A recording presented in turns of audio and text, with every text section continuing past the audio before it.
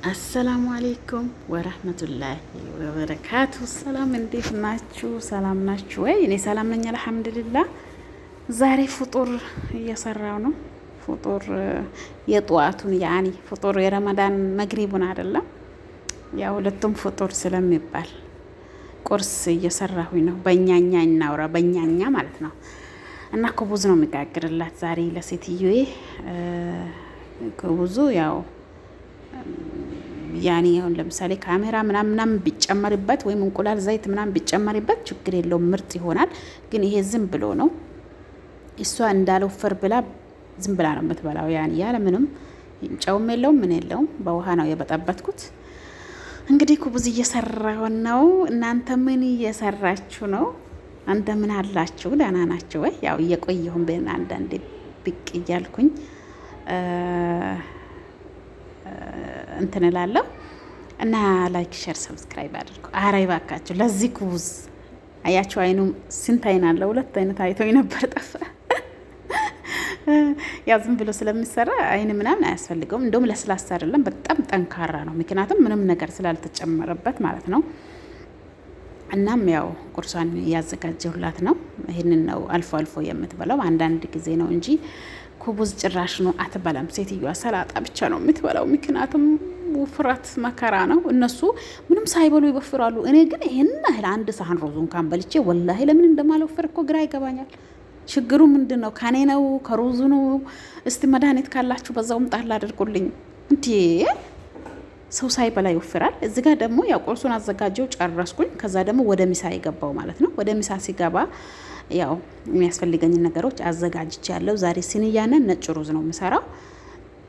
ሽንኩርቱንም ዝም ብዬ ነው ከተፍ ከተፍ አደረኩት። ከዛ ደግሞ እዛ ጋር ሶስ አዘጋጃለሁ ማለት ነው። ድጃጁን እንዲሁም በጣጡስንና ጂዘሩን ለመቀላቀል ዘይት አለ፣ ዘይቱን ነው ያው የሚያስፈልጉኝ ቅመሞችን ወይም ደግሞ ጨው ምናምን የሚያስፈልጉኝ ነገሮች እዛ ጋር አዘጋጅቼ ያለሁኝ። ሰልሳ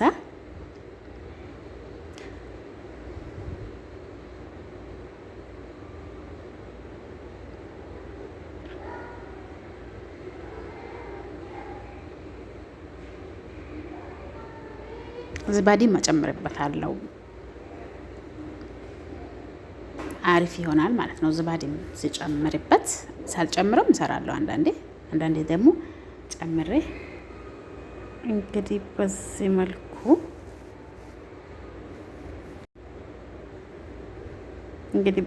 አዘጋጀሁት።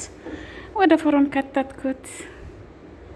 ባይ ባይ ያልኩትና ያው ከዛ በኋላ ደግሞ እንደገና በስልሃል አልበሰልከም ብዬ ነክቼ ለማየት አወጣሁት። ሳዩ ድንቹ ትንሽ ይቀረዋል።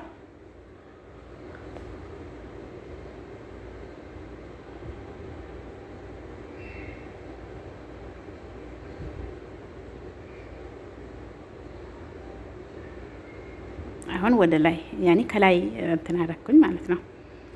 እዚህ ጋር ደግሞ ያው ሰላጣ እያዘጋጀው ነው።